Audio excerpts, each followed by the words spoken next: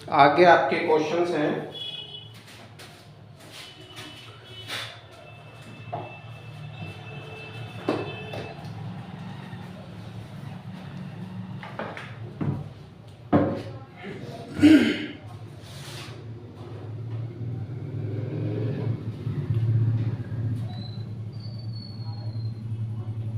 वो कहते हैं कि बाह्य अंतरिक्ष से आने वाले प्रोटॉनों की बौछार पृथ्वी और चंद्रमा पर बराबर बराबर आवेश प्लस क्यू दोनों पर आवेश बिल्कुल बराबर है निष्पेक्षित करती है। तब स्थिर वैद्युत प्रतिकर्षण गुरुत्वीय आकर्षण से पूर्णतः प्रतिसंतुलित हो जाता है। अच्छा, तो Q का परिमाण पूछते हैं क्या होगा। मान लेंगे इसमें क्वेश्चंस के अंतर्गत बहुत ही अच्छा क्वेश्चन है। एक तो इन्होंने पृथ्वी ली है, दूसरी चंद्रमा लिया है और उनको बताया गया है कि उन पर बिल्कुल बराबर बराबर आवेश की बौछार की जाती है बाह्य अंतरिक्ष से। अब जब आवेश की बौछार की जाएगी तो दोनों आवेशित हो जाएंगे। तो हम पृथ्वी और चंद्रमा को एक गोला मानकर गणना करेंगे। तो मान लेंगे माना पृथ्वी का द्रव्यमान me तथा चंद्रमा का द्रव्यमान mm है। पृथ्वी और चंद्रमा के बीच की जो दूरी है वो कैपिटल R है।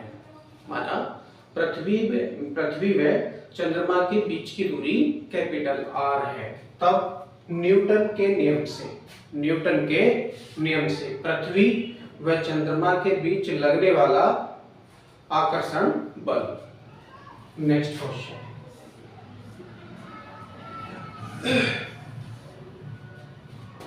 लिखेंगे पृथ्वी व चंद्रमा के बीच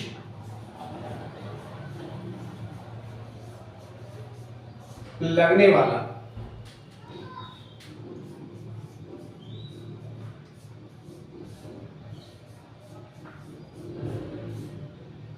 गुरुत्वाकर्षण बल।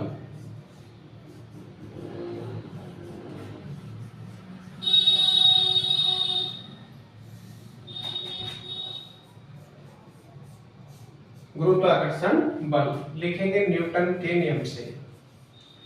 न्यूटन का नियम यहाँ प्रयोग कर रहे हैं तो उसको लिखना होगा न्यूटन के नियम से। और कौन सा नियम यहाँ प्रयोग कर रहे हैं जी? न्यूटन का गुरुत्वाकर्षण नियम यहाँ प्रयोग कर रहे हैं। ओके, तो उसका फॉर्मूला होता है F G equal to capital G M E M M, capital G M E M M. यहां मैं समझाता हूं कौन सी चीज क्या है। अपॉन में कैपिटल आर स्क्वायर न्यूटन। समझ लेंगे कैपिटल जी क्या है? गुरुत्वीय स्थिरांक या गुरुत्वीय नियतांक आप कह सकते हो। मास ऑफ अर्थ यानी पृथ्वी का द्रव्यमान me है और मास ऑफ मून यानी चंद्रमा का जो द्रव्यमान है वो mm है। और r जो है वो पृथ्वी व चंद्रमा दोनों के बीच की दूरी है। इसका मात्रक होता है न्यूटन, तो इसलिए न्यूटन आप इसमें लिखेंगे। अब ज्ञात करेंगे पृथ्वी व चंद्रमा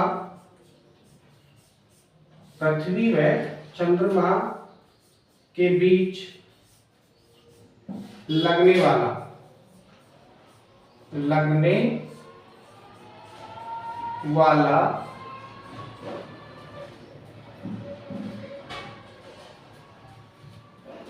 स्थिर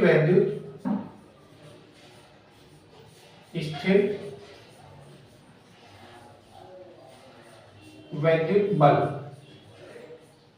कोमा लगाएंगे और लिखेंगे कूलाम के नियम से। कूलाम के नियम से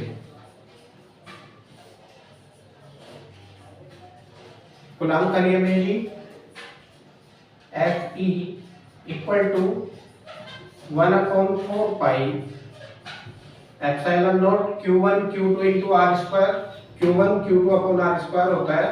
तो पृथ्वी पर भी आवेश Q है और चंद्रमा पर भी आवेश Q है, तो मैंने इसको Q इंटू Q लिखा upon capital R square. R क्या है जी? इन दोनों के बीच की दूरी, न्यूटन। अब क्वेश्चन एक बार फिर पढ़ लो। बाह्य अंतरिक्ष से आने वाले प्रोटॉनों की बौछार पृथ्वी और चंद्रमा पर बराबर बराबर आवेश प्लस क्यू निक्षेपित करती है, तब स्थिर वैद्युत प्रतिकर्षण गुरुत्वीय आकर्षण से पूर्णतः प्रतिसंतुलित हो जाता है। तो पूछते हैं क्यू का परिमाण। अब यहाँ ध्यान देंगे प्रतिसंतुलन होने पर, क्योंकि दोनों बल हैं, एक तो इसमें गुरुत्वाकर्षण बल लग रहा है, दूसरा स्थिर वैद्युत बल लग रहा है। तो प्रतिसंतुलन होने के लिए दोनों बल बिल्कुल बराबर होने चाहिए। लिखेंगे प्रश्नानुसार, प्रश्नानुसार।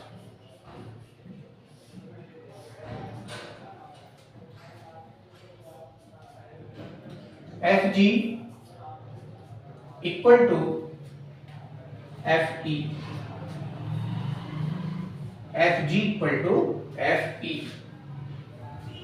दोनों की वैल्यू रखेंगे। Fg की वैल्यू है capital G Me mm upon capital R square.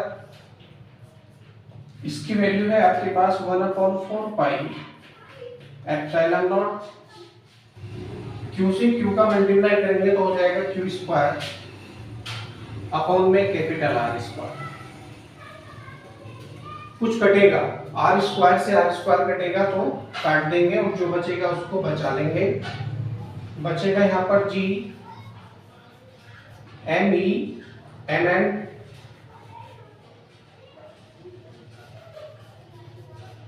Equal to, और यहाँ बचेगा Q square upon 4 pi epsilon naught, 4 pi epsilon naught. हमने क्या किया, Q स्क्वायर का मल्टीप्लाई 1 से कर लिया तो हो जाएगा Q square upon 4 pi epsilon not. अब इसके अपॉन में भी तो 1 है, क्रॉस मल्टीप्लाई करेंगे इन दोनों का और हमको Q का वैल्यू फाइंड करना है। तो Q स्क्वायर क्या हो जाएगा, Q square equal to 4 pi epsilon 0, 4 pi epsilon 0 G Me mm। कुछ इस तरह से ये वैल्यू आपको मिलेगी। अब यहाँ पे स्क्वायर लग रहा है, इसको हटाएंगे तो इस पूरे पर क्या लग जाएगा, अंडर रूट।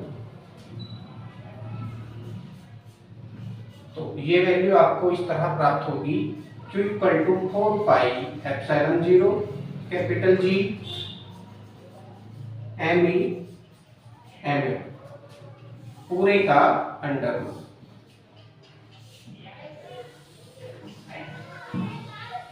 क्योंकि वैल्यू आपके पास आ चुकी है और यही वैल्यू हमसे इन्होंने पूछी थी।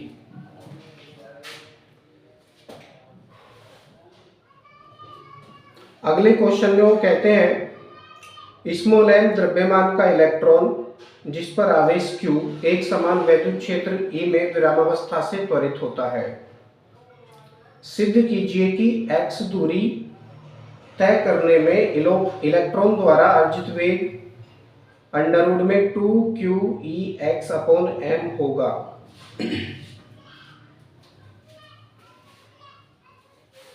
यहाँ पर इन्होंने इलेक्ट्रॉन लिया है जिस पर आवेश प्लस q माना है।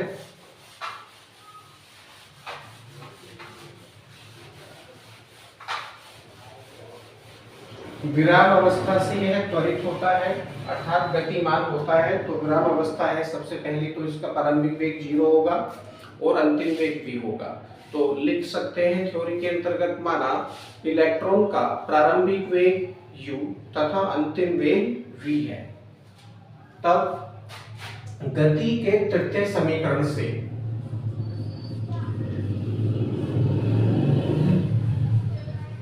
गति के तृतीय समीकरण से गति का तीसरा समीकरण कौन सा है जी? v square equal to u square plus 2as होता है। तो यहाँ पर 2a और s क्या है? डिस्टेंस है, और डिस्टेंस यहाँ इन्होंने कितनी ली है? x ली है जी, x दूरी तय करने में। तो s के स्थान पर x का प्रयोग करेंगे। क्वेश्चन में इन्होंने पहले ही दे दिया है कि वो जो इलेक्ट्रॉन है विराम अवस्था से त्वरित होता है। तो क्या है कि u की वैल्यू 0 है, यहाँ u की वैल्यू 0 है, तो u इक्वल टू 0 रखेंगे तो ये वैल्यू कुछ इस तरह से हो जाएगी, v स्क्वायर इक्वल टू, अब इसके स्थान पर 0 रखेंगे और 0 को इसमें ऐड करेंगे तो यही वैल्यू आपको प्राप्त होगी, अर्थात 2ax हो जाएगा। v square equal to 2ax, ये वैल्यू आपको प्राप्त होगी। अब यहाँ पर आपके पास में a की वैल्यू नहीं है, तो न्यूटन का नियम है आपके पास, न्यूटन का नियम वो होता है जी F इक्वल टू ma।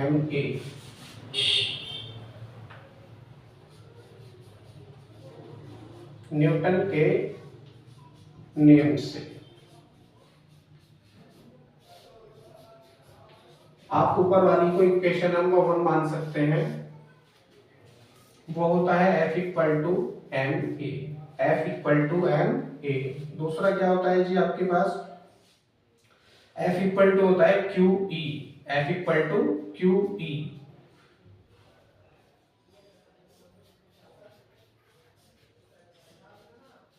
ये वैल्यू भी रखेंगे तो कुछ इस तरह से हो जाएगा, QE equal to ma। QE equal to ma। यहाँ से आप a का मान ज्ञात कर सकते हैं, तो a इक्वल टू क्या हो जाएगा? QE अपॉन में m। आपको ये वैल्यू कुछ इस तरह प्राप्त होगी। इसका मात्रक आप लिख सकते हैं मीटर प्रति सेकंड स्क्वायर, मीटर प्रति सेकंड स्क्वायर। अब a का मान समीकरण 1 में रखेंगे,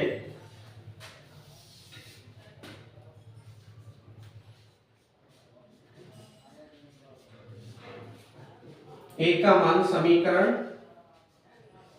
1 में रखने पर रखेंगे तो आपको प्राप्त होगा v square equal to a की वैल्यू है आपके पास QE upon m, QE upon m into x, या करके आप लिख सकते हैं v equal to QE x upon m, और जब इस पे स्क्वायर हटेगा तो इस पूरे पर लग जाएगा अंडर रूट, और यही हमको सिद्ध करना था। 2QEx upon m। Very easy question और बहुत ही अच्छा क्वेश्चन है। आगे क्वेश्चन आता है जी, किसी वैद्युत द्विध्रुव की अक्ष पर रखे बिंदु आवेश की दूरी को 2 गुना कर दें तो उस पर बल में क्या परिवर्तन हो जाएगा? अब यहाँ वैद्युत द्विध्रुव दे रखा है उन्होंने। वैद्युत द्विध्रुव में 2 बराबर परंतु विपरीत प्रकृति के आवेश होते हैं जो कि एक दूसरे से अल्प दूरी पर स्थित होते हैं। तो वो कहते हैं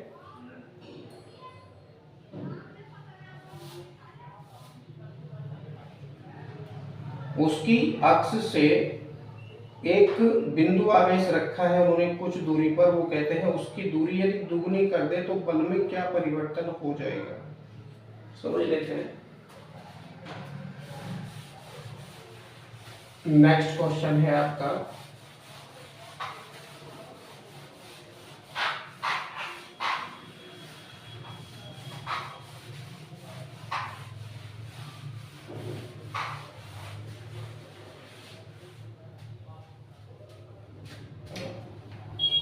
वैद्युत द्विध्रुव बना लेंगे। मानकर चलिए ये माइनस का क्यू आवेश है और ये प्लस का क्यू आवेश है।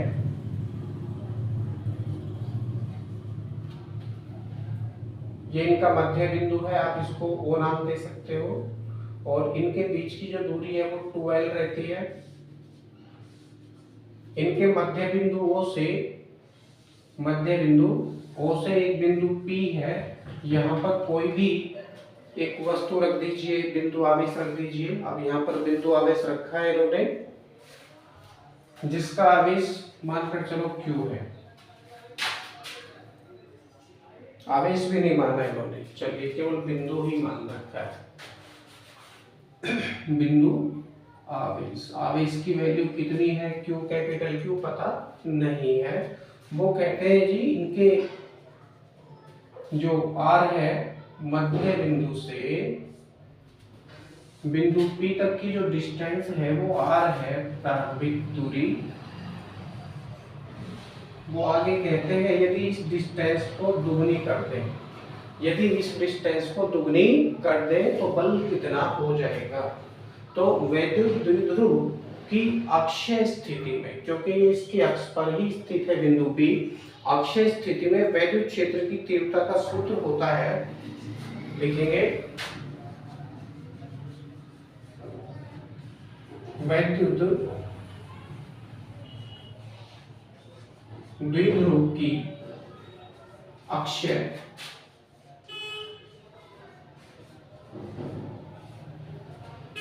स्थिति में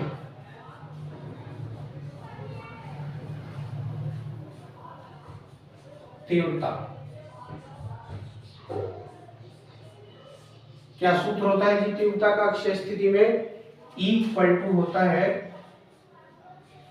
1/4 पाई एप्सिलॉन नॉट और 2p अपॉन r की पावर 3 न्यूटन प्रति कूलम। ये सूत्र होता है अक्षीय स्थिति में वैद्युत क्षेत्र की तीव्रता का, ये सूत्र होता है, अर्थात 1/4 pi epsilon not 2p upon r की पावर 3 अक्षीय स्थिति में। अब यहां से इस वैद्युत द्विध्रुव से इसकी ही अक्ष पर इनके मध्य बिंदु O से r दूरी पर इसकी ही अक्ष पर बिंदु P है। इस पर लगने वाला बल ज्ञात करेंगे तो बल का सूत्र होता है F इक्वल टू QE। माना, लिखेंगे माना वैद्युत द्विध्रुव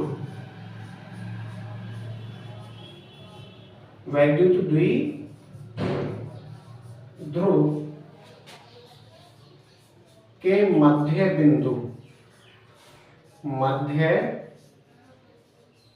बिंदु O से स्मॉल r। अब देखिए इसको कोई ना कोई नाम आप दे दीजिए, इसको बिंदु A मान लो, इसको बिंदु B मान लो। तो वैद्युत द्विध्रुव सीधा सीधा आप कह सकते हो AB कोई वैद्युत द्विध्रुव है। O से R प्रारंभिक दूरी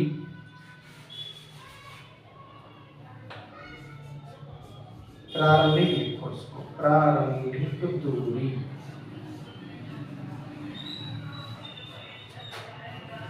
R पर, प्रारंभिक दूरी R पर। अब इसको R मत लिखिए, इसको R1 लिखो, R1 पर प्रारंभिक दूरी R1 पर स्थित बिंदु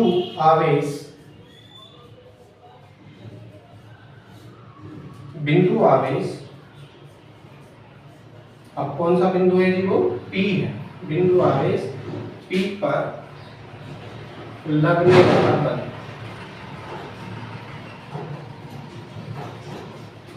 वाला बल, पढ़ लेंगे इसको। माना वैद्युत द्विध्रुव के मध्य बिंदु O से प्रारंभिक दूरी R1 पर स्थित बिंदु आवेश P पर लगने वाला बल। अब इसको हम R1 मान लेते हैं, लगने वाला बल। तो वैल्यू हो जाएगी F equal to QE। E की वैल्यू नीचे रखेंगे तो बल आपको प्राप्त होगा F equal to 1/4 pi epsilon naught, 1/4 pi epsilon naught और 2p, और ये वाला Q का मल्टीप्लाई करेंगे तो ये इस तरह से आ जाएगा 2pq अपॉन r की पावर 3, r की पावर 3, और r के स्थान पर क्या है, r1 है, तो r1 लिखेंगे इसको, क्योंकि प्रारंभिक दूरी r1 है और ये बल निकाला है तो इसका मात्रक होगा न्यूटन। कुछ इस तरह से ये फॉर्मूला आपका हो जाएगा। अब आगे कहते हैं कि यदि इस दूरी को दुगनी करते हैं, दूरी को दुगनी करते हैं, लिखेंगे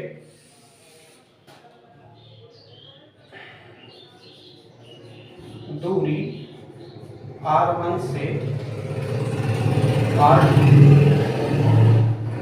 कितने दुगनी कर रहे हैं,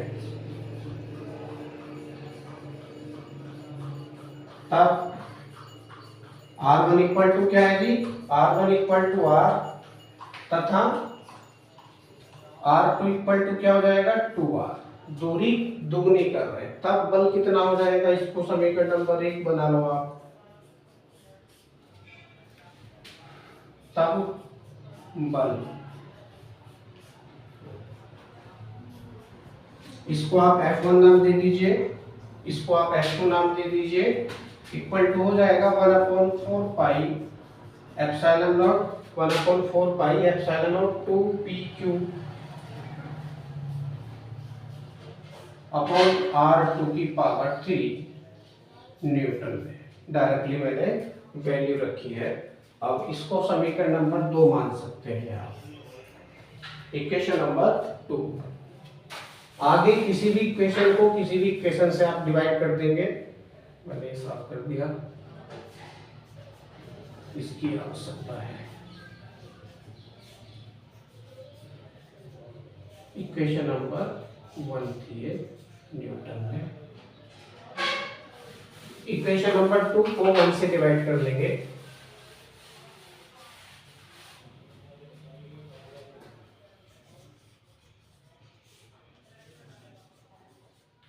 तो आपको प्राप्त होगा F2 upon F1, F2 upon F1। F2 की वैल्यू आपके पास है 1/4 पाई एप्सिलॉन 0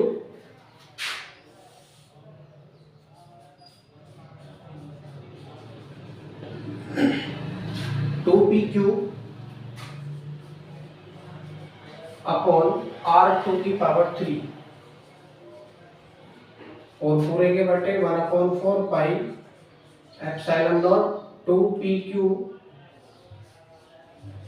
अपॉन r1 की पावर 3। कुछ कटेगा, 2pq से 2pq कटेगा, 1/4 पाई एप्सिलॉन 0 से 1/4 पाई एप्सिलॉन 0 कटेगा। जो बचेगा उसको लिख लेंगे। यहाँ बचेगा F2 अपॉन F1 और इक्वल टू हो जाएगा 1/r2 की पावर 3, ऊपर बचेगा 1/r2 की पावर 3। इसको बड़ा करके लिखो।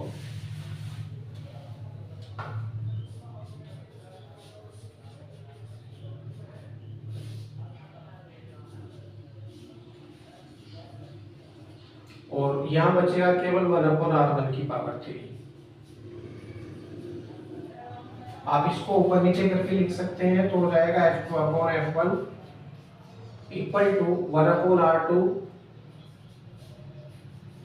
की पावर 3 इंटू r1 पहुंचेगा ऊपर, अपॉन में 1 आ जाएगा नीचे। कुछ इस तरह से ये वैल्यू आपको प्राप्त होगी। अब आप क्या करेंगे, r1 की जगह r1 की वैल्यू और r2 की जगह r2 की वैल्यू रखेंगे, तो कुछ इस तरह से ये हो जाएगा। यहाँ देख लीजिए, F2 upon F1 equal to r1 की वैल्यू आपके पास में है r, तो r की पावर 3 हो जाएगा अपॉन, और r2 की वैल्यू आपके पास में है 2r, तो 2r की पावर 3 हो जाएगा। जो पावर 3 है वो दोनों पर लगाएंगे। F2 upon F1 equal to हो जाएगा जी r की पावर 3 अपॉन 2 दूनी 4 और 4 दूनी 8, r की पावर 3 हो जाएगा। r की पावर 3 से r की पावर 3 कटेगा और जो बचेगा उसको लिखेंगे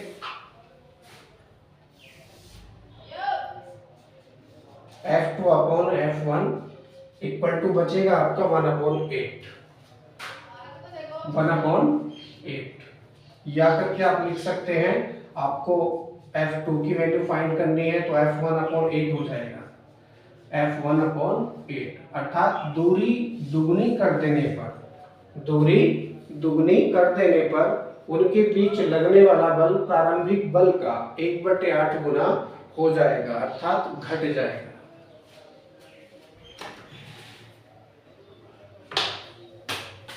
नेक्स्ट, अब चलिए आपके जो लघु क्वेश्चन थे वो समाप्त हो चुके हैं। वीडियो भी काफी बड़ी हो चुकी है। कल नेक्स्ट वीडियो में आप करेंगे अंकित क्वेश्चंस, यानी न्यूमेरिकल करेंगे कल। वीडियो अच्छी लग रही है तो इसको लाइक करें, अपने दोस्तों में इसको शेयर करें और चैनल को सब्सक्राइब करें यदि पहली बार आए हैं तो। नोटिफिकेशन बेल को ऑल पर सेट करें। Thank you.